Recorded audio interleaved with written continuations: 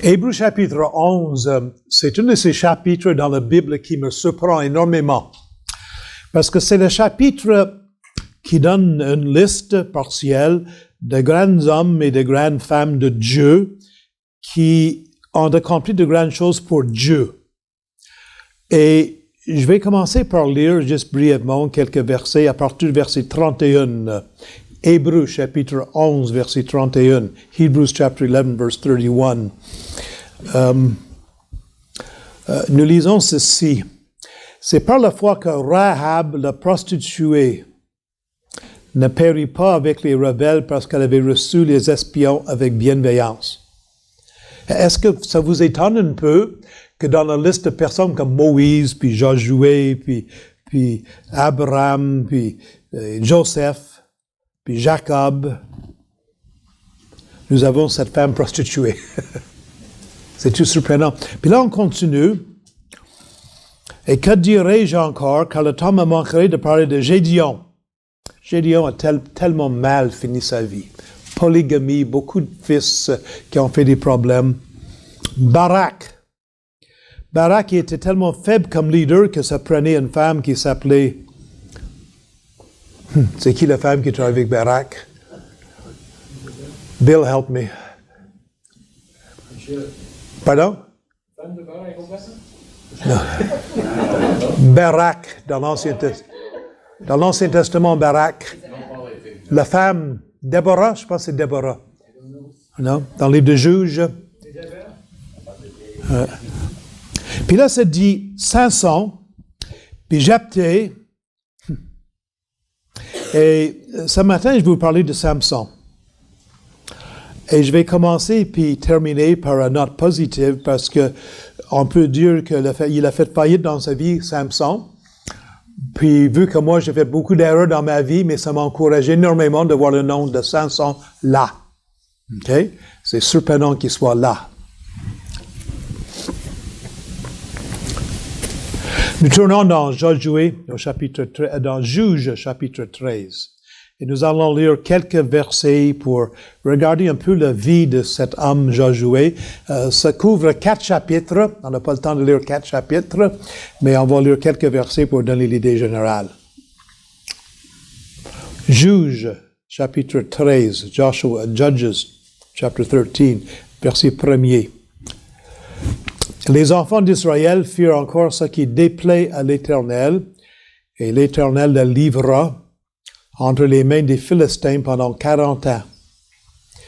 Il y avait un homme de Tsorah, de la famille des Danites, qui s'appelait Manaoc, et sa femme était stérile et n'enfantait pas. L'ange de l'Éternel apparut à la femme et lui dit, « Voici, tu es stérile, et tu n'as point d'enfant, tu deviendras enceinte, et tu enfanteras un fils, mais t'en prends bien garde, ne bois ni vin, ni liqueur forte, et ne manque rien d'impur, car tu vas devenir enceinte, et tu enfanteras un fils. Le rasoir ne passera point sur sa tête, parce que cet enfant sera consacré à Dieu dès le ventre de sa mère, et ce sera lui qui commencera à délivrer Israël de la main des Philistins. » Verset 24, verse 24. La femme enfanta un fils et lui donna le nom de Samson. L'enfant grandit et l'Éternel le bénit. Et l'Esprit de l'Éternel commença à l'agiter de Machané Dan entre Tsoréa et Eshkataol. Chapitre 14, verset 1er. Chapter 14, verse 1. Samson descendit à Timna, et il y vit une femme parmi les filles des Philistins. Lorsqu'il fut remonté, il déclara à son père et à sa mère et dit, « J'ai vu à Timna une femme parmi les filles des Philistins. Prenez-la, mettons, pour ma femme. » Son père et sa mère lui dirent, « N'y a-t-il point de femme parmi les filles de tes frères et dans tout notre peuple, que t'ailles prendre une femme chez les Philistins qui sont incirconcis? » Et Samson dit à son père, « Prends-la pour moi, car elle me plaît. » Chapitre 16, verset 1er. Verset 1er, chapter 16, verse 1. Samson partit pour Gaza. Il y vit une femme prostituée et il entre chez elle. Et au chapitre 16 et le verset 4. Après cela, il aima une femme dans la vallée de Sorach, qui est dans le pays des Philistins. Verse 4. Verse 5, verset 5. Les princes des Philistins montèrent vers elle et lui dirent, flatte-la pour savoir d'où vienne sa grande force.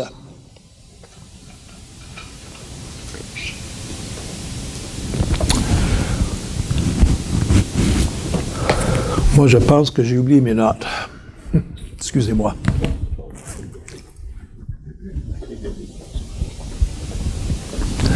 Merci beaucoup.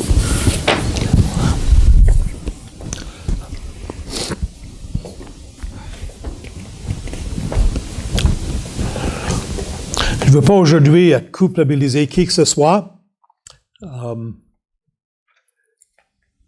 Je pense que nous avons un exemple dans Samson d'une personne qui fait de grandes erreurs et peut-être que vous avez fait des grandes erreurs, moi j'en ai fait.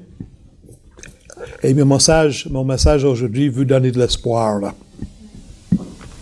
Chapitre 13, nous allons regarder notre esquisse, c'est d'abord son appel, son excellent début dans le chapitre 13. Et deuxièmement, nous allons regarder sa faiblesse, les femmes et la sexualité. Chapitre 14. Dans le chapitre 15, nous allons voir sa force, Dieu l'utilise puissamment. Quatrièmement, sa chute finale, son péché qui le rattrape, et non pas qui le frappe. Bon, ça a été lu plusieurs fois. Et cinquième, sa repentance. Il revient au Seigneur au chapitre 16, et on va tirer une conclusion. Regardons d'abord son appel, l'excellent début. Dans le livre de Juges, Israël vit 13 apostasies. 13 fois dans une période de 400 à 480 années. Le temps des Juges, c'est un peu plus que 400 ans. 13 fois, le peuple de Dieu tombe dans l'idolâtrie puis l'immoralité, puis Dieu les juge. Et 13 fois, Dieu les livre à leurs ennemis pour les punir. Et 13 fois, lorsque ce peuple-là se repent, Dieu envoie un juge pour les délivrer. Et Samson est le dernier de ces 13 juges.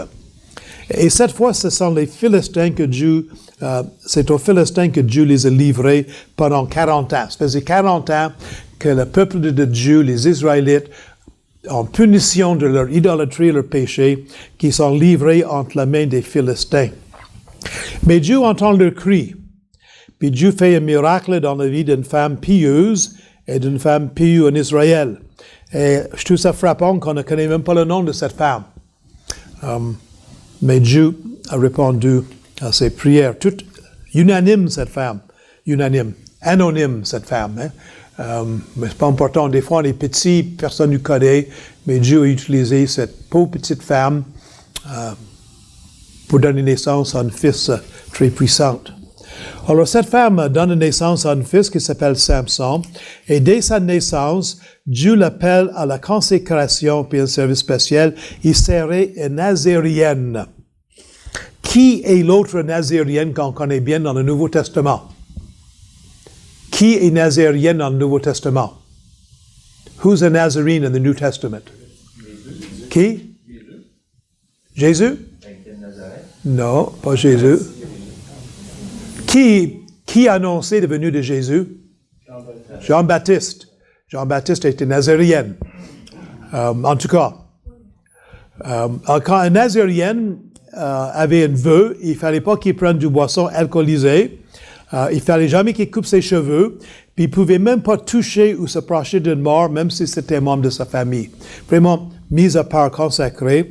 Mais ce sont juste des marques extérieures qui sont signes d'une consécration à Dieu.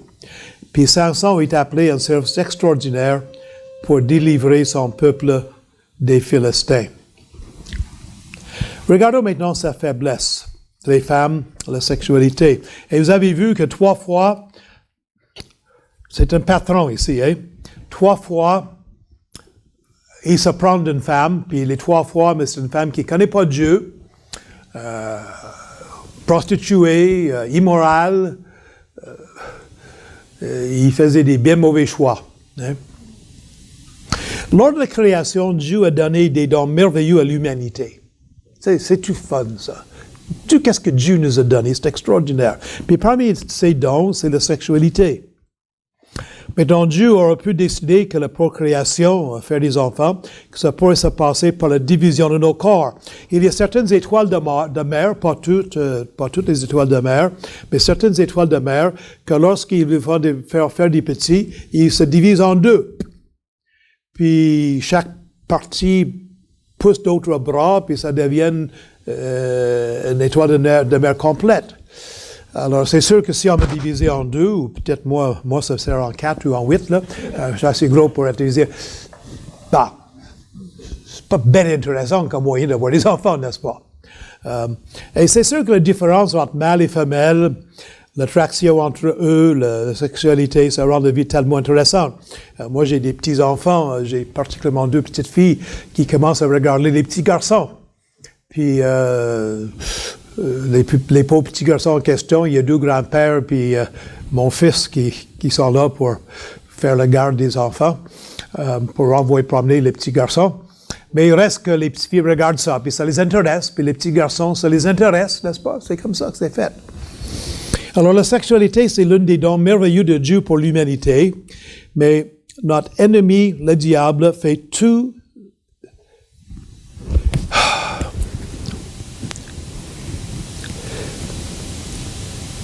ce qui est possible pour ruiner toutes les bonnes choses que Dieu a créées. Il faut comprendre. Le diable, tout ce que Dieu a fait qui est bon, le diable veut le ruiner, veut le salir, veut quelque chose de méchant avec. Ça, c'est le but du diable. Et le diable se fait un plaisir de s'attaquer au plan de Dieu en détruisant, en tordant ce don merveilleux dans la sexualité. Et on vit dans une société aujourd'hui où l'homosexualité est pas juste tolérée, mais écoutez Radio-Canada en tout cas.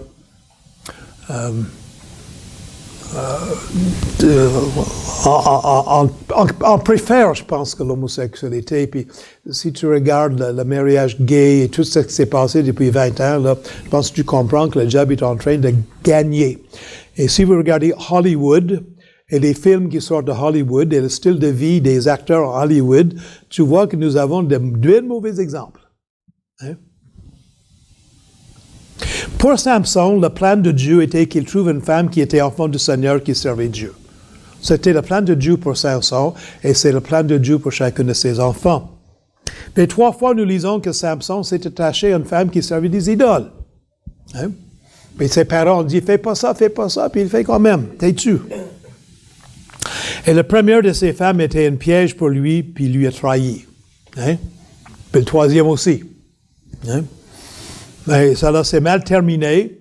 La première fois, le cœur de Samson est brisé quand le père de cette femme lui a donné un autre homme. Puis, la vérité, c'est qu'à un moment donné, les Philistins l'ont brûlé, toute la famille dans leur maison.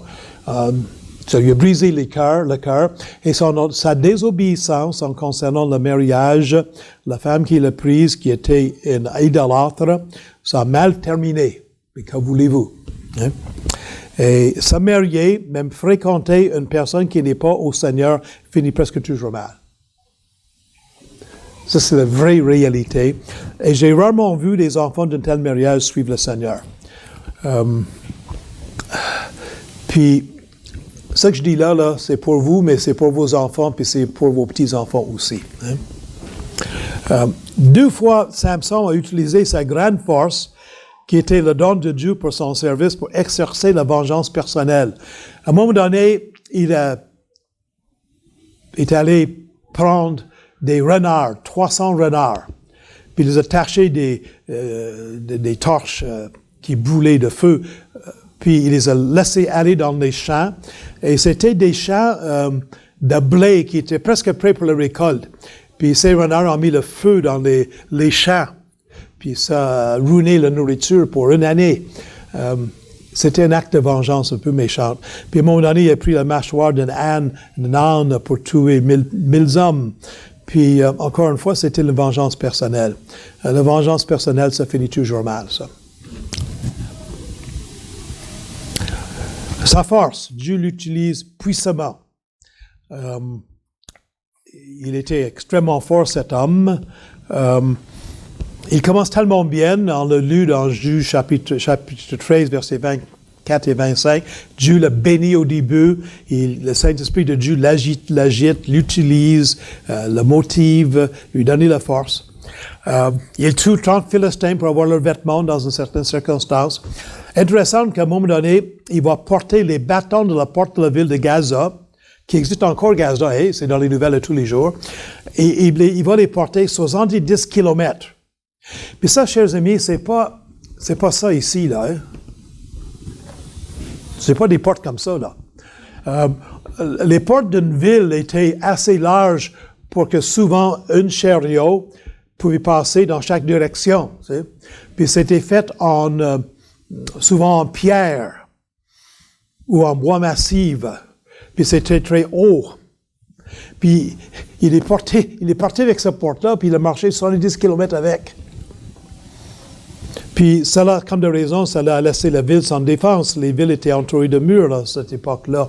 Puis ça a laissé la ville sans défense. Puis c'était très honteux pour cette ville-là, qu'est-ce qu'il a fait. Alors le Seigneur l'utilise puissamment. Il est très fort, le Seigneur l'utilise. Sa chute finale, son péché qui le rattrape. Dieu avait été très patient avec Samson. Malgré sa désobéissance et son immoralité, Dieu l'avait utilisé. Dieu est patient. Hein? Puis Dieu va nous utiliser des fois malgré nos défauts. Mais la patience de Dieu est arrivée à sa fin et son péché a fini par le rattraper. Puis ça arrive toujours comme cela. Il faut être certain que notre péché va venir nous rattraper. Et qu'est-ce qu'il y a eu avec Samson, cet homme très très fort? Mais on lui crève les yeux, on lui enlève les yeux. Il est mis en prison. Il est lié avec des chaînes d'airain, puis il tourne le meule, il meule le grain. Vous avez peut-être vu ça dans les films, l'image, là, c'est que le meule, c'est deux grandes pierres plats, rondes, presque comme des roues, une par-dessus l'autre, puis on met le grain entre les deux, puis on tourne le meule en haut pour meuler le grain. Et il y a normalement un cheval, un âne, ou un bœuf des bœufs, qui tourne. Mais là, pour se moquer de Samson, on a dit, t'es fort toi, tu vas prendre la place d'un bœuf et tu vas faire le tour en prison pour meuler.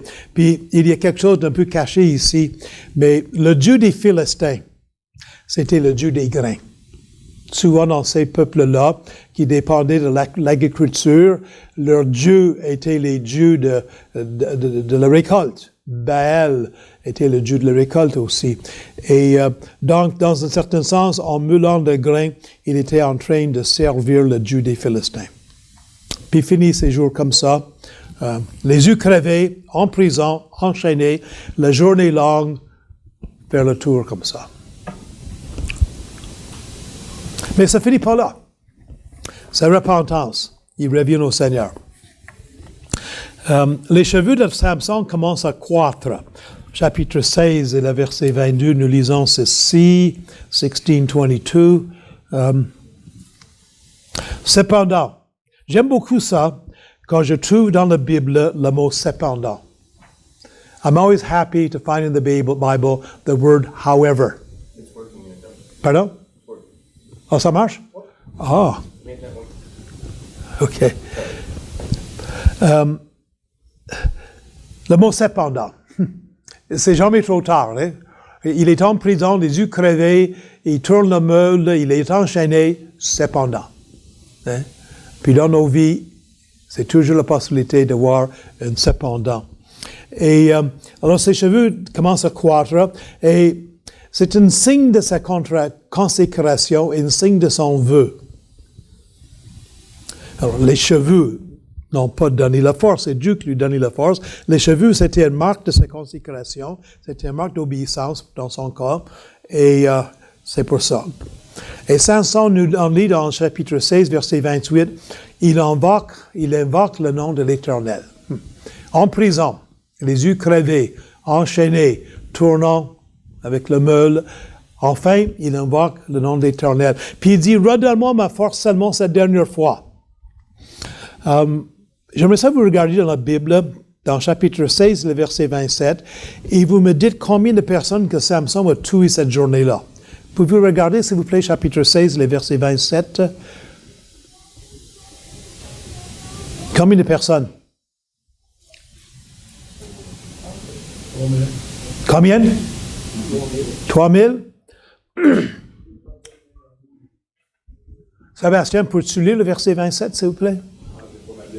Tu n'as pas de Bible avec toi. Quel pécheur. Jacques. Qui l'a en France? Pardon?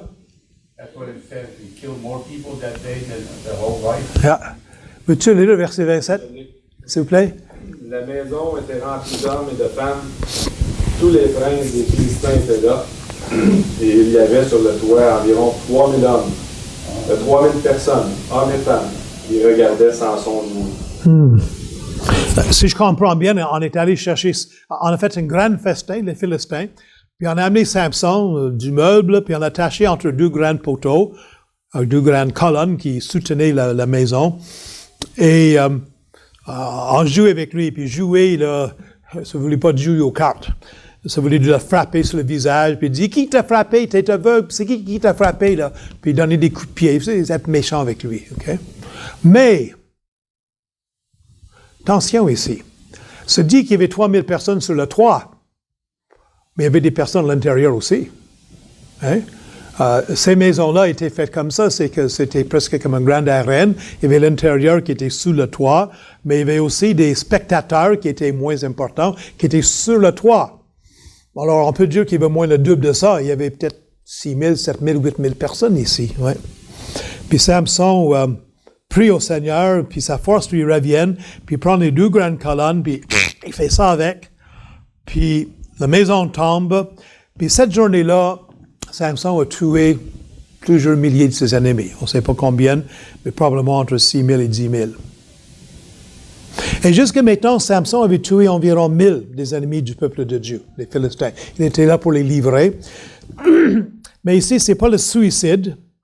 C'est la mort d'un vaillant guerrier, prêt à mourir pour délivrer son peuple. Il préfère mourir dans la victoire plutôt que de mourir dans la honte. Et comme fils d'un homme qui était dans le militaire pendant 33 ans, mon père a souvent risqué sa vie, surtout pendant la Deuxième Guerre mondiale. Mon père n'était pas suicidaire, mais il a sauté dans la mer, dans le nord Atlantique, dans l'huile, pour sauver des personnes. C'était risquer sa vie, c'était pas le suicide. Conclusion et application. Chers amis, vous contrôlez votre sexualité ou votre sexualité vous contrôle. C'est l'une ou l'autre. L'une ou l'autre.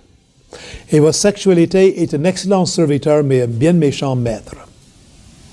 Vous le contrôlez ou bien ça va te contrôler, puis ça va mal aller. Et il ne faut jamais commencer un flirt ou une relation avec quelqu'un qui ne connaît pas le Seigneur. Commence par ça. Commence pas. Puis enseignez ça à vos enfants, vos petits-enfants, de ne jamais commencer une relation avec quelqu'un qui ne connaît pas le Seigneur. Les mariages mixtes en Israël ont toujours amené le peuple de Dieu à servir les dieux de ceux qu'ils ont mariés. Et ce ne sera pas différent avec toi. Et vous savez que si vous voulez servir le vrai Dieu, dans ce temps-là, il y avait des idoles physiques dans les maisons puis dans les temples. Aujourd'hui, on n'a pas ça, mais on a des idoles dans nos cœurs. Et si vous voulez servir le Seigneur et vous avez un époux ou une épouse qui ne sert pas le Seigneur, mais vous allez finir par adorer les mêmes choses que cette personne-là adore. Ce ne sera pas différent avec toi. Conclusion encore, ce n'est jamais trop tard avec Dieu. Jamais. Jamais trop tard avec Dieu. Et peut-être comme Samson, tu as peut-être tout gâché. Il a vraiment moffé sa vie. Il a vraiment gaspillé sa vie. Appelé par Dieu.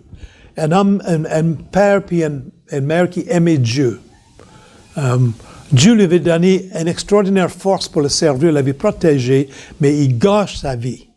C'est triste, c'est triste. Peut-être comme Samson, tu as fait des mauvais choix. Hein? Et comme lui, peut-être que tu es devenu aveugle spirituellement et esclave d'autres dieux. Pauvre Samson, qui adorait, malgré lui, le Dieu des Philistins en faisant le tour du meule. Et peut-être que malgré toi, tu es devenu esclave de péché, des circonstances horribles, comme Samson. Mais quand Samson a tourné vers Dieu en repentance, quand Samson s'est rappelé de son engagement de suivre son Dieu, Dieu a retourné vers lui. Hein? Puis, comme on a vu au début, nous trouvons Samson en Hébreux chapitre 11 avec les héros de l'Ancien Testament. Alors, c'est jamais trop tard. Puis, je ne sais pas tout qu'est-ce que vous avez vécu dans votre vie, mais arrêtez de vivre avec la culpabilité, puis faites comme Samson, criez à Dieu, retournez à Dieu, rappelez-vous de votre engagement que vous avez pris envers lui quand vous avez été sauvés, puis retournez au Seigneur. Puis avec Dieu, c'est un Dieu d'éternel recommencement. Puis c'est jamais trop tard. Nous allons prier. Nous te bénissons, notre Dieu, pour l'histoire de Samson que tu nous as donnée pour nous donner l'espoir dans nos vies. Merci que tu l'as utilisé pour délivrer son peuple. Merci pour ta compassion, ton pardon, la possibilité que tu lui as donnée de revenir à toi. Puis, oh Seigneur, tu connais nos cœurs. Nous aussi, nous nous égarons. Puis donne-nous, Seigneur, à crier à toi, puis de revenir à toi. Donne-nous l'espoir. Donne-nous le courage de recommencer avec toi. En demandant au nom de Jésus. Amen.